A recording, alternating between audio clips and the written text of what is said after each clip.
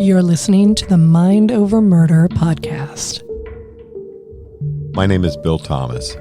I'm a writer, consulting producer, and now podcaster. I am now trying to use my experience as the brother of a murder victim to help other victims of violent crime. I'm working on a book on the unsolved Colonial Parkway Murders, and I'm the co-administrator of the Colonial Parkway Murders Facebook group together with Kristin Dilley. My name is Kristin Dilley. I'm a writer, a researcher, a teacher, and a victims advocate, as well as the social media manager and co-administrator for the Colonial Parkway Murders Facebook page with my partner in crime, Bill Thomas.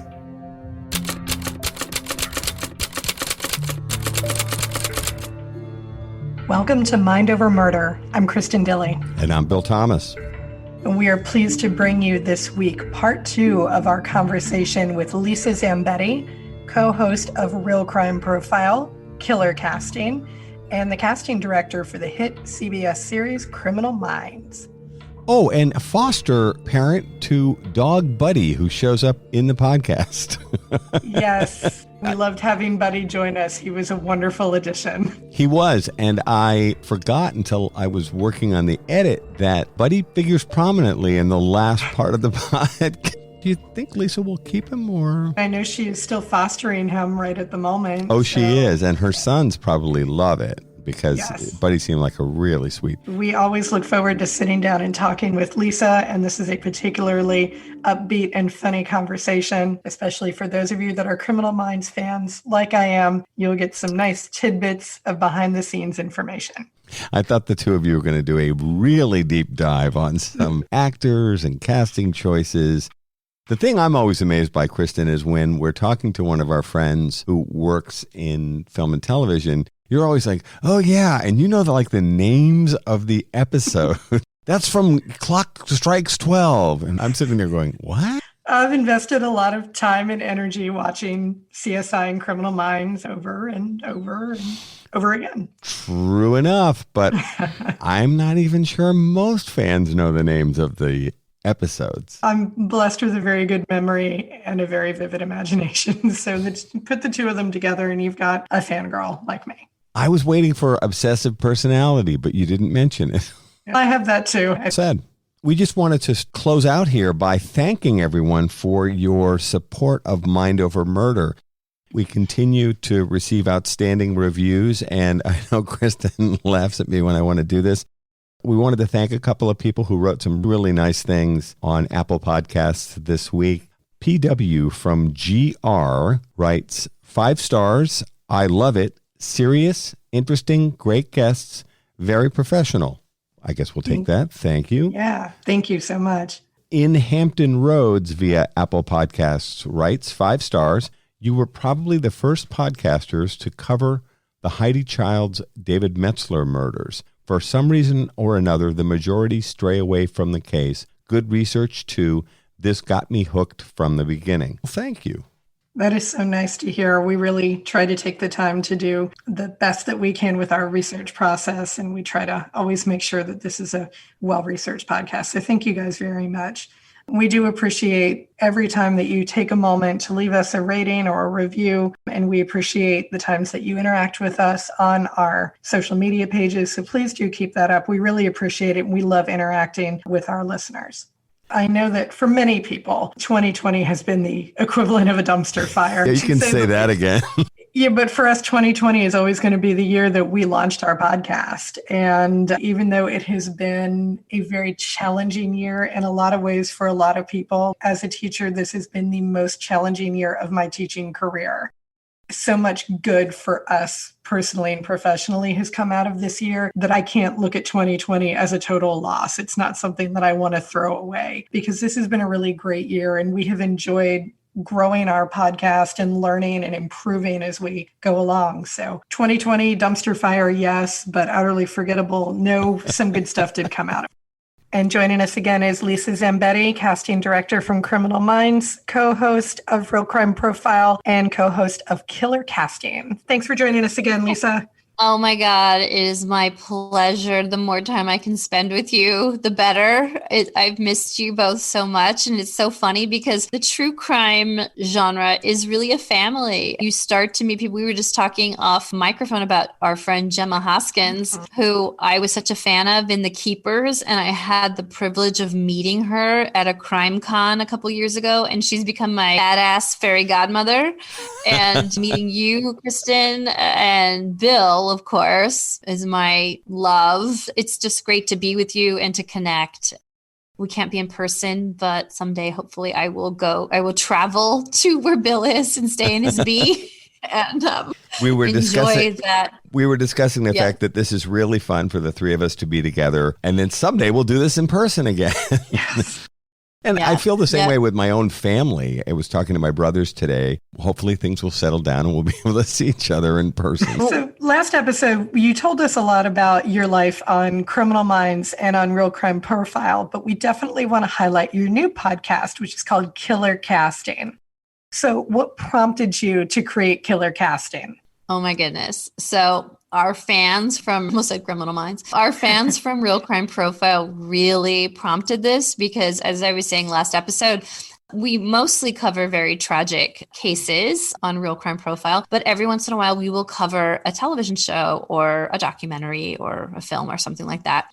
My only expertise is talking about production values. And as we talked about before, acting is the study of being human. And so I study that very closely. I study how actors speak, how they behave, what they wear, what's in the background, what objects they use, what color the objects are. Mm-hmm. And I started deep diving that when we were covering Mindhunter and Escape at Dannemora and OJ versus whatever. And our fans, at least some of them, really loved that. And they spotlighted that to me.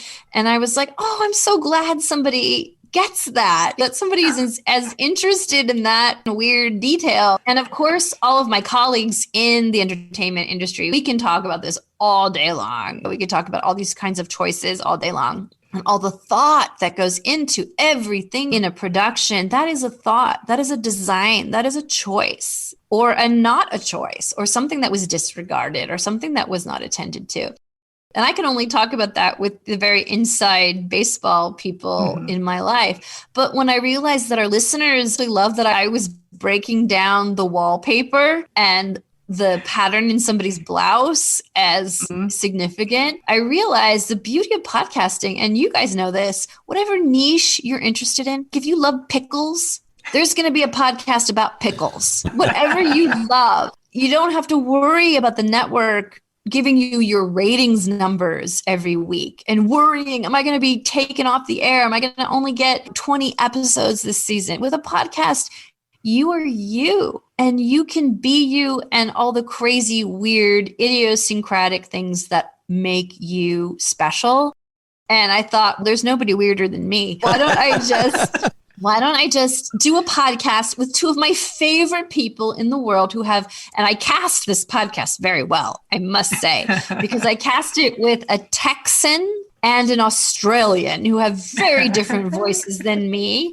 And so I created Killer Casting, and it's a pun because I cast killers on Criminal Minds for 7 years. So I know how to cast the out of a killer. I'll tell you, I can do it. I can spot them. I can eke it out of any actor. But anyway, so I started this podcast where we can talk about films, TV, documentaries that we are passionate about. And there's so much out there, Bill and Kristin. There's too much out there. You can't see it all. There's so much. And you really need to be guided towards the things that you should see, that you shouldn't overlook, that even if you've never heard of it, you should watch it. Or even if you have heard of it, it's worth the hype. So I got my two buddies, Brian and Dean, to jump on this podcast with me and to make it, again, it's like we said before, I have a barn, you can make the costumes, you can make this, and it's a very homegrown, homespun podcast where Dean's wife made our incredible artwork. Dean's friend did the music. Anyways, and we just showed up and we talked about this amazing show that a lot of people haven't heard of. It's an Australian show called Mr. In Between. And we broke it down. We broke down why it's a great show. And I don't care if anybody listens to it or not. I don't need to care about that. I just have a venue, a forum for what I need to talk about and who I need to amplify and who I want to uplift and give credit. I have a favorite podcast that I listen to called The Watch. It's a Ringer podcast.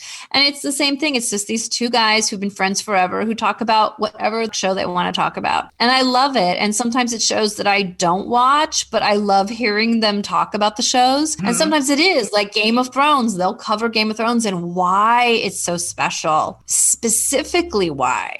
Break apart the elements that a layperson might not know. And so on my show, it's so funny because in contrast to Real Crime Profile, so I'm the expert, right? That's right. I am the expert on my show.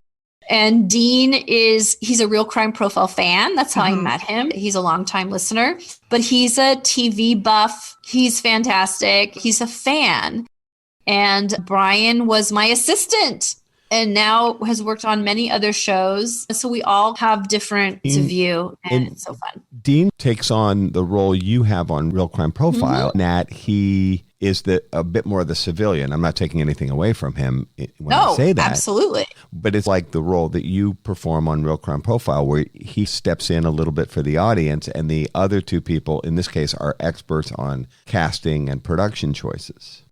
Exactly. And we need that because if Brian and I were talking, we would be talking about things that Nick understood because we're so inside. A little too be long. like, oh yeah, he's offer only. He's this, is this. And Dean is, what does that excuse mean? me. But also he just brings us a very fresh perspective and audience's perspective. And we need that. And the thing is, what's really cool about this conversation with the three of you is you're talking about art forms, film and television, that are accessible to all of us.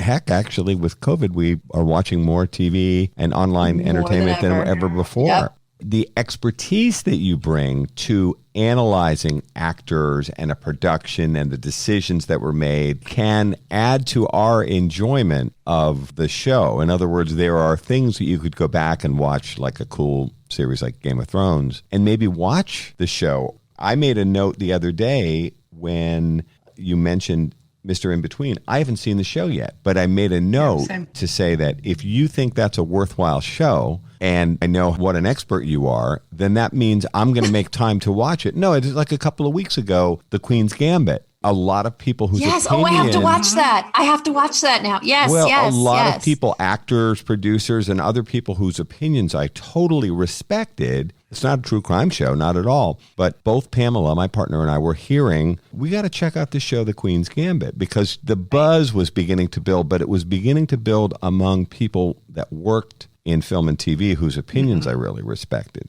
Much in the same way, if the three of you think we're going to devote time on our new Killer Casting podcast to talk about this show, Mr. In Between, I put an asterisk next to that because that means that's something really cool that you guys are talking about. I'm going to go check that out. Right, nobody does, yeah. But the subtleties that you guys talk about can add to our enjoyment of this art form that's popular and available to all of us. And there is just so much on anymore. I know. Need a little bit of guidance in terms of what is it that's good, what is interesting, what is well crafted. Because you get overwhelmed, or it's okay, there's these 17 things. Which one should I be looking at? I don't know. Yeah, it's great. And what we hope is to describe it in a way you can be like, I love listening to you talk about it, but it's not the show for me, or I get it. And it's funny because we're not all going to agree on everything. Brian and I have very strong opinions about certain things, and we love talking about that. But the other thing is that you can listen to our show. This is what we're in the very nascent beginnings of our show, and I'm trying to figure this out. I don't want to spoil a show. Sure. For somebody who hasn't seen it, I don't want to spoil it with major events, but I do want to take it apart. So we're really trying to figure out like how much of a show to divulge. So if you've seen it, then you do want to go through every scene. You do want to relive every moment. So that's something. So once again, you figure out your podcast as you go along. So the next thing we're going to cover is Fargo season 4. Okay. Now, I've never seen Fargo season 1, 2, or 3. Oh, and I love the movie, but I've never seen the show. Right. Oh, me too. Oh my God. It's one of my favorite movies. So we've started Fargo 4, which I think is a standalone. I think the way that the series is structured, you can watch. I don't feel like I'm missing anything starting with season 4. And Brian has watched all of the seasons. And so he's going to have a big thing to say about it. But there are certain things that I don't want to spoil for the audience who hasn't watched it. So that is a very interesting thing to try to negotiate and make the podcast interesting for everybody. Anyway. You end up with a spoiler alert almost because you don't want to reveal too much about what happens to the characters for those audience members who've never seen the show. Now, do some of your fellow casting directors listen to Killer Casting? Do you know? Oh, I don't think yet because it's so new. I can bring on so many casting directors onto the show. I would love to do that. But the thing is, a lot of casting directors who go on podcasts, they're being interviewed. Like I would love to bring on Alexa Fogel, who cast The Wire, which is my all-time favorite show. I don't want to just do another interview with her on how she found this actor or that. I want her to sit down and watch a show with me and talk about it, really break it down. Well, that's an interesting premise even of itself. So there's a lot of casting directors out there who do what I did on Criminal Minds. Like one of my good friends is Jason Kennedy, who casts for NCIS, which I would imagine a lot of people watch. He and I have been casting killers. We've been doing killer casting for many years. And I thought it would be hilarious to sit down and talk about that. But I just don't want to do a typical interview show. There are some very big stars that I'm friends with, and I could come on and have them interview them. I don't care about that. They've already been interviewed. I want to sit down with them and say, okay, what's your favorite show? Okay, let's talk about the pilot. What do you see in that pilot? Somebody like Matthew Gray Gubler, who he'd be great. I got very close to. He directed many episodes. Some of our biggest most fantastic episodes Matthew Gray Gubler directed, and he's got such an interesting being in a casting session with Matthew is unlike any other casting session I've ever been in with any other director, because he'll take the camera away from me. I'm supposed to be filming the auditioning actor. He'll take it away from me and he'll move around the room and zoom in really close and have him do it again. And he'll be like, okay, do that line again, but say it like you're a sunflower. Okay, now say it like you're a raisin. Okay, now say it like a rainstorm just happened. You don't have your umbrella. He's starting to direct. He's in his element. He's beyond. He's a fantastic director. He's a great actor, but of course the role of Dr. Reed is a bit of a box. Yeah. It's a certain kind of box he's been in. But when he's directing, he is just the goobs. I love it. I love it. Now, for the benefit of the listener, we should probably explain in TV, the director of an episode, it's not the same director every single week. Correct. So that is very unique. And television is really a writer's medium, and film is really a director's medium. Where the writer in a television show, they're part of the family. They're there every day on everybody's script. They're weighing in. Even if they're not credited with the script, they're there in the writer's room, listening to all the drafts and giving input, et cetera, et cetera. The director, we may have never even met before. So we're a show of 15 years that have been chugging along with a big family. And then every week, a newcomer comes in to direct. And that's a really big responsibility because you have to honor what the show is and not what you want it to be. So you can't make Criminal Minds an episode of The Walking Dead or an episode of Zombie Friends Attack or whatever. You have to honor the show and yet bring a fresh take to the show. It's a really hard thing, but every director that comes for every episode, we welcome, we champion, and certain people come again and again, get to know their aesthetic. So I know if a certain director comes, I'm like, oh, they're going to love this kind of actor. Or, oh no, they will not like this kind of actor. And with Gubler, Oh my God, he's after my heart. He loves the weirdos. He loves the outcasts. He loves the broken toys that nobody else will cast because they're just so unique. I'm like, oh, I know the exact actor that Goobler will love for this. And that's and for a show like Criminal Minds, that those kind of characters are definitely part of the mix. You're listening to Mind Over Murder. We'll be right back after this word from our sponsors. We're back here at Mind Over Murder. Who were some of the guest actors that you were particularly excited to cast? Who were your casting coups? Oh, Kristin, this is a very hard question because the actors who I think are casting coups, nobody in your audience will ever have heard of. They're just my little... Yeah, that is interesting. They're just people that have been around forever, like Ari Gross. You'll never even know in a million years who he is, but he's been around forever. And we got him on to play an unsub, and he was so pathetic and so, I just can't even tell you how he pulled on my heartstrings, which one was? He was somebody, I'll have to look up the episode, but he kidnapped girls that nobody would notice were kidnapped. He didn't kidnap the cheerleaders. Okay. He kidnapped the oddballs. He kidnapped the librarian, or the librarian's assistant, not even the librarian. Okay, I think I remember this one.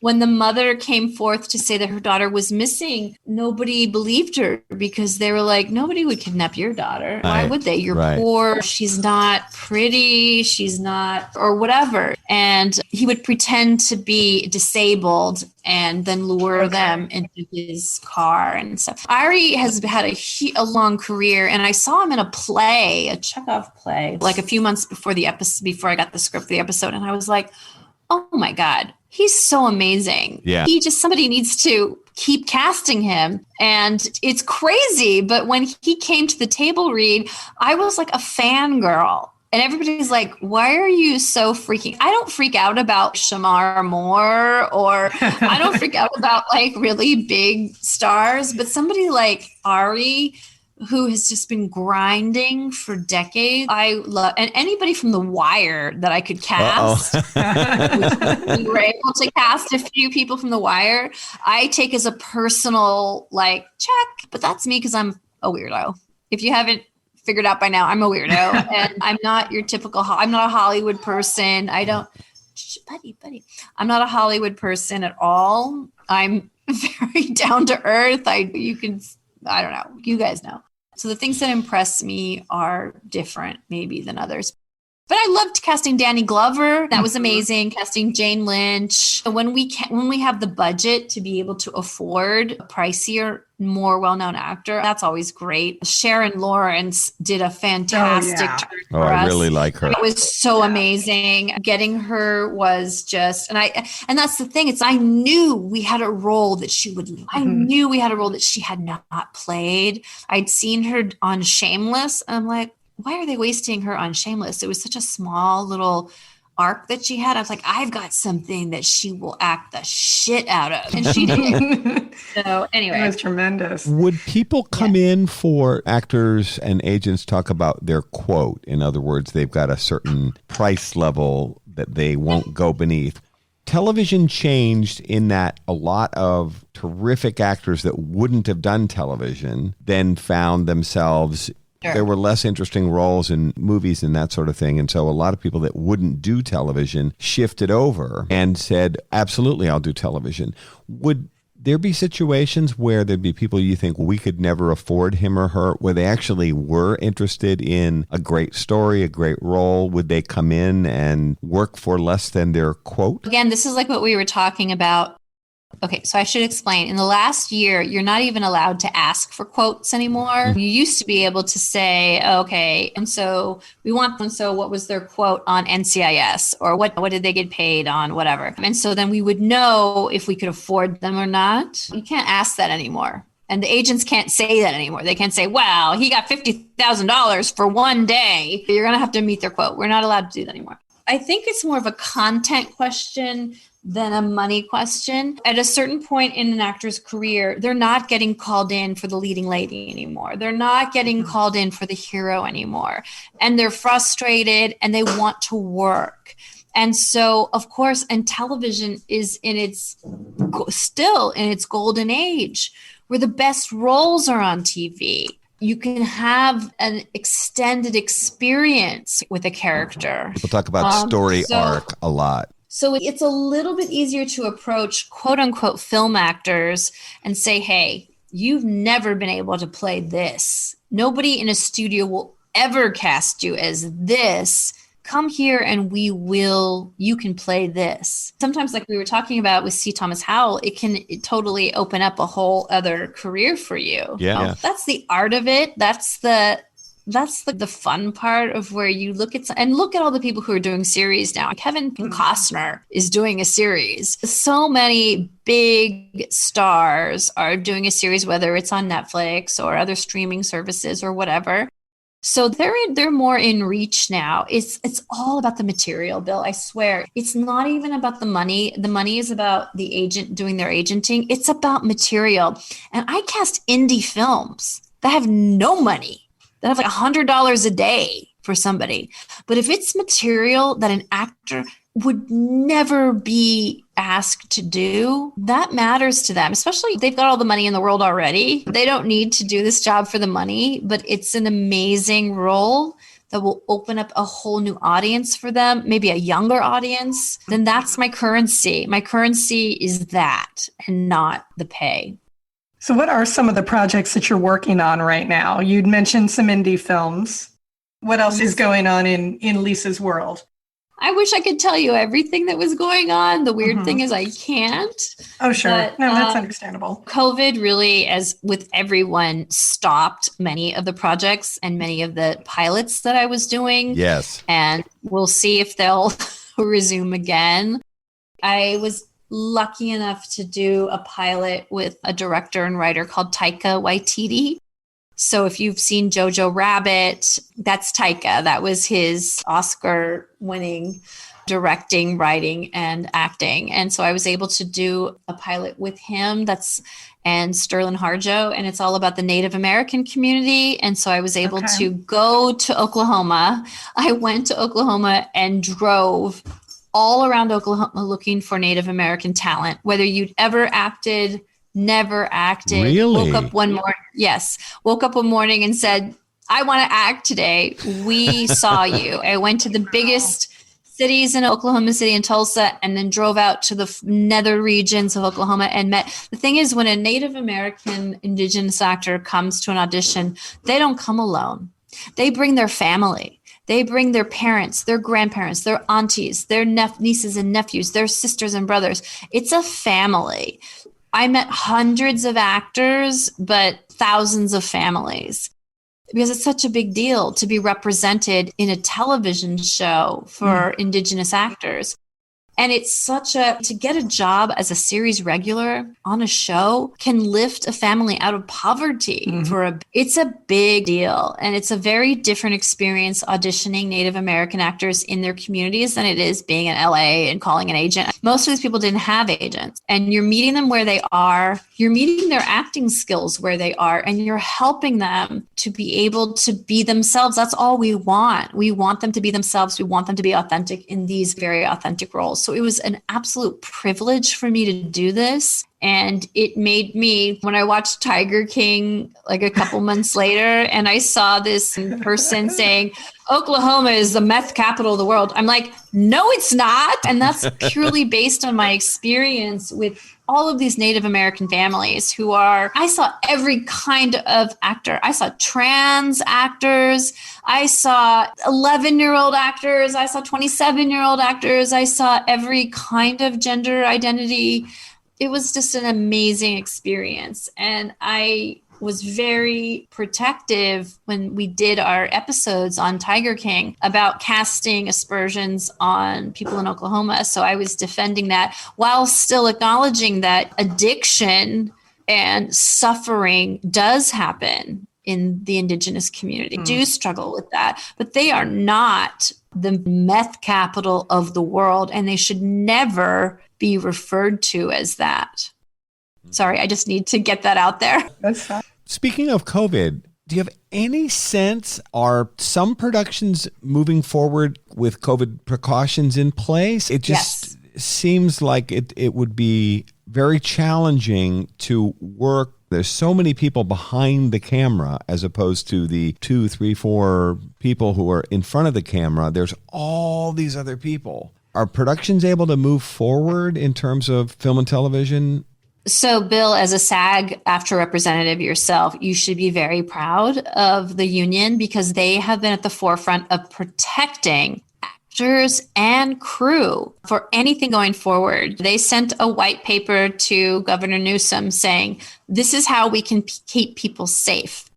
What's been frustrating for me is that non-union productions have tried to go forward without those protections and trying to make actors sign these totally illegal waivers that say, oh, if I get sick on this show, it's not the production's fault. And I know how much people want to work. Actors, they need to have people around them to work and they want to work. And I'm so afraid that many of them in the beginning were taking non-union work that was not safe. But in any event, SAG-AFTRA and the other unions have they've had a plan that they've been doing that keeps actors, crew, everybody safe. And unfortunately, it means isolating people into something called pods. In the olden days, in Criminal Minds, if I wanted to go visit set, I just walk onto set and sit in a chair and watch and chitter chat and bullshit with the actors who come off set and the director and everything. So that can't happen anymore. It is very controlled, and how the actors contact each other is controlled. Everybody's tested like every 3 days. There's just a lot of oversight, and of course that adds a lot of budget. And you take that budget out of other things. But the things that are in production under SAG-AFTRA production is going to be very diligent about safety, and that things going into production up in Vancouver, Toronto, other places in Canada. And then you'll see like in a couple of weeks later, production was halted due to a COVID positive test. Yes. So they are really on top of it. And if you're Tyler Perry, you can quarantine your whole cast and in the same facility and then shoot the whole season out. Other productions don't have that, and they just have to do other things. So production is starting up. It has started up. It has picked up. It's not full force again, but it is coming back, and then it'll stop. That's the thing. We really have to put the fire of the virus out. Otherwise, it's going to be stop, start, stop, start, stop, start.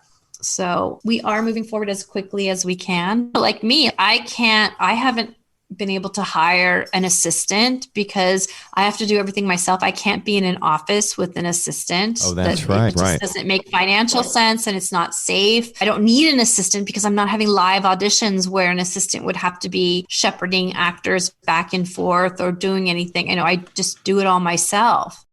It's a different world, but hey, we can do this. I think we're going to have to. There's just, and it's funny. I want all of us to get through this thing. My brother, Richard, my older brother, is an epidemiologist. So he's been studying disease outbreaks for 40 years. And I remember he said to us last January when this thing broke, he said to me, it's going to be a year or two before this thing gets sorted out. But Bill, we can't trust scientists. Bill, we can't trust what scientists say. Come on. We all know better. We're going to hack this, man. I'm an American. I don't need an epidemiologist. I'm an American. Okay? It's funny. I trust the scientists I'm related to. Our reality now is, on a going forward basis, is that we're all going to have to figure out how to make this thing work. I'm not working in film and television now, but obviously I still have a lot of friends that are. And I am very proud of the work that SAG-AFTRA and the labor unions have done to protect all the workers.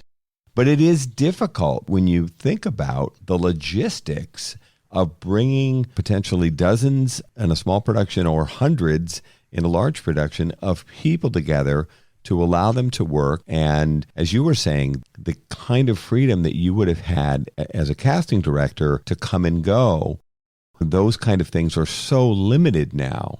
And then, of course, it's funny, I've been watching commercials, and I'm still surprised how few commercials actually are reflecting the reality that we're all living with, which is by now, We ought to actually have more people wearing masks and being socially distanced in a commercial.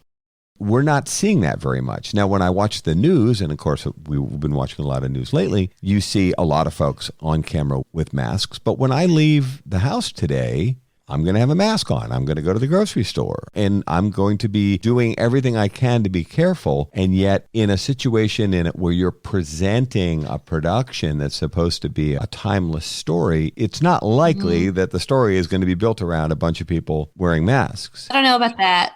Yeah, no, so this is something that writers' rooms have, because my brother-in-law writes for Riverdale. I've got plenty of friends who are writing for all different shows. And this is something they're struggling with. Do we resume and reflect what we had, or do we resume and reflect what is? Right. And I think a lot of shows are trying to struggle with, all right, is a mask just part of our daily thing? Or is taking your temperature, do we incorporate it just normally into, not spotlight it, but just it's part of resume life as life is? Or do we want to show audiences something that makes them forget about how life is? Yeah. Now, the jury is out on that. You probably need both. It's not, I remember at the beginning of the pandemic, we were literally the first family on our block to wear masks. Okay. And we felt so stupid. I didn't even have masks. I had napkins, cloth napkins that I tripled up and put around my sons when they went for their morning walk. And we felt like, are we being like an idiot? Kids? Are we? Yeah, we did. And now it's I don't even see it anymore. No. I don't even notice if I go to a restaurant, socially distanced, I wear my mask, the server has their shield and their mask on. I don't even you don't even see it anymore. Normal. Yeah. Exactly. And I'm happy to be there to support the restaurant. I'm happy that they're working. I'm happy, you know what I mean? I'm just happy that we can be as safe as possible and still do our lives. Sure. So I think that shows are trying to figure that out, how to incorporate that just smoothly and still have life, because life is still going on. People are still having lawsuits and doctor's appointments and love stories and hate stories. Like, that's still happening. And how do we reflect that? That's the big challenge. Sure. Hey, I wanted to ask you a casting question. How do actors react when, for example, when you were doing Criminal Minds, when they come in, let's just say, and they read for a part, let's say it's a law enforcement person or an attorney or whatever. They do a good job and you like some of what they're doing. Have you ever then turned around and said to them, you're terrific, but what I'd really like you to do is I'd like you to play a serial killer instead of the attorney that you came in to audition for? Has that ever happened, and how did people react? Oh, they don't give it. They just as soon no, a job is a job. They want the job. They don't care what it is. And in fact, they're probably like elated because they always get called in for the doctor. They always get called in for the lawyer. But somebody is seeing them in a more open way. And it's like, oh no, you would be great. Actually, there is a great story about that I tell people, that I brought in this wonderful actor, Brady Smith, and he came in for the bad guy. He came in for the unsub. And he read the role, and the director said, you're great in this, but could you step outside? Here are the sides for the good guy in the hero. Explain what the sides are, please. Oh, sorry. So sides, they're the scene. They're the scene from the script that is pulled out of the script that you audition for. When you audition for a role, you don't read the whole script. You don't even get the whole script. You just get the scenes that you appear in. So with that's your what you lines. And I'm not even sure what the origin of the expression sides is. Everybody uses that expression. I'm sure it's Shakespearean. I'm sure it's from Shakespeare. The Shakespearean actors didn't get the whole script. They only got they didn't even know what the whole part. Scene was. This is my part. Okay, you should get shoved out on stage, read your part, and that's it. Folio. But anyway. Right. Back to Brady. So we gave him like 7 pages, which is a huge amount of pages. Mostly it's 2 pages to audition. We give him 7 pages and say, okay, go out to the waiting room, work on this, and come back when you feel okay. So normally actors get a day or 2 when they get the sides, when they get the scene they're auditioning with. So poor guy, he gets it and has to turn right around. So he comes back in and he goes from being the black hat guy to being the white hat guy. And he comes in and he kills it. Not only does he kill it, he's off book, which means he memorized 7 pages of script in the waiting room, which is so hard to do because you're so freaked out. You're so distracted. And I think he changed his shirt in the waiting room. Like he had like a nice a different shirt that he did, which is so smart. And he killed it and he got the role. And it was like a role that recurred. So that's money, baby. That's so you come back. Mortgage payment. Right. So a recur means that you come back for more than one episode. And cha-ching, we're in syndication. Where you turn on the TV right now, Criminal Minds is on. Somewhere. So Somewhere. That's a substantial amount towards his retirement, towards people seeing him. So anyway, yes, that happens. And it's a happy day when that happens because we just want to give somebody a job. That's what we want. So that was great. One thing your listeners may appreciate is when you are casting a show about murder, we truly don't want to make it like torture porn. That's not our goal. We're there to represent the victims. Now, there is a certain amount of our audience, they like to be scared. They like to be freaked out. They like horror. They like the nitty gritty of crime. But I think what brings people back again and again are the victim stories, the actors that I cast who are the survivors, right? A lot of times in our show, you don't even know the victim. Like she'll be like female jogging in the trailer and then something will happen. You won't even know what happens. Yeah. And the rest of the episode is devoting to finding out what happened to her and bringing justice to the crime that happened to her. And the rest of the episode will be the survivors who recount who she was. And the series regulars, the BAU, who recount the victimology and who she was. And that's, I think, what is important. And casting those roles of the grieving husband, the grieving sister, the mothers, the survivors, those are the hardest things to cast because those actors come in and they bring it. They bring it. And they relive whatever they're reliving for the victim, for the audience to feel. And that's something I'm very proud of that our show delivers. And I think that's a great point because I do have friends who do not watch shows like CSI or Criminal Minds because they feel like it's making murder a form of entertainment.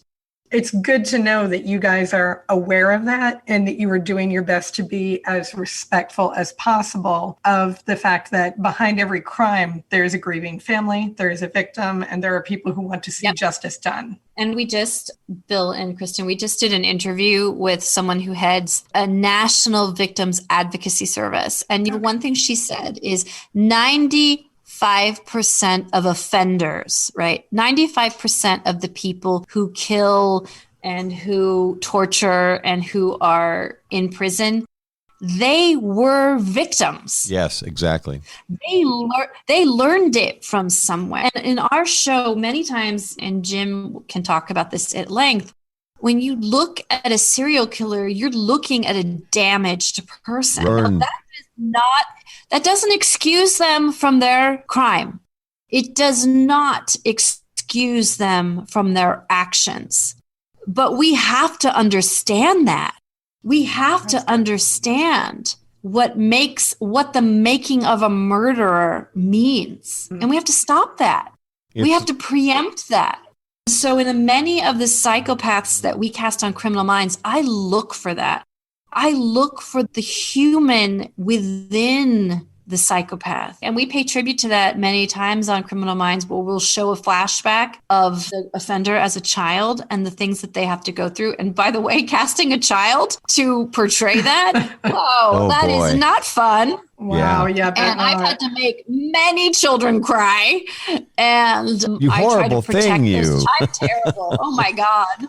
But I try to protect them. I try to tell them, no, you're not being tortured or abused. You're seeing a scary spider or you're seeing a scary dog or something like that. Wow. But it's all connected.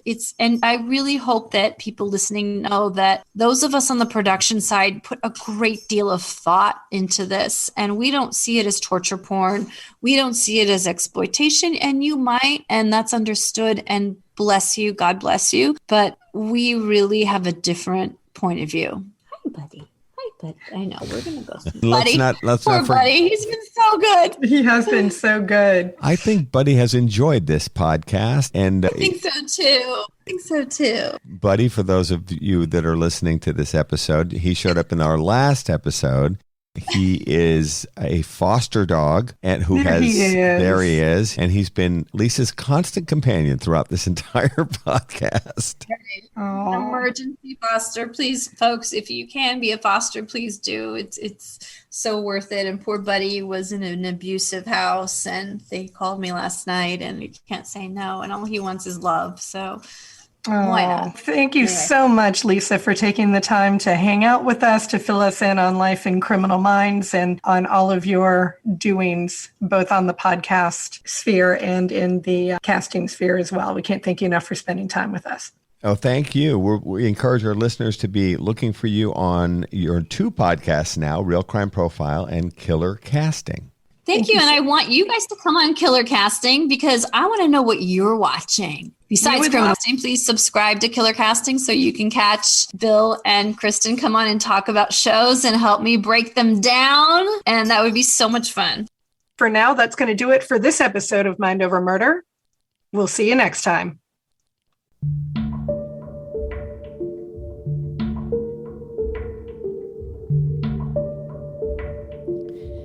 Mind Over Murder is a production of Absolute Zero and Another Dog Productions. Our executive producers are Bill Thomas and Kristin Dilley. Our logo art is by Pamela Arnois. Our theme music is by Kevin MacLeod. Mind Over Murder is distributed in partnership with Crawl Space Media. You can follow us on Facebook, Twitter, or Instagram. You can also follow our page on the Colonial Parkway Murders on Facebook. And finally, you can follow Bill Thomas on Twitter at BillThomas56.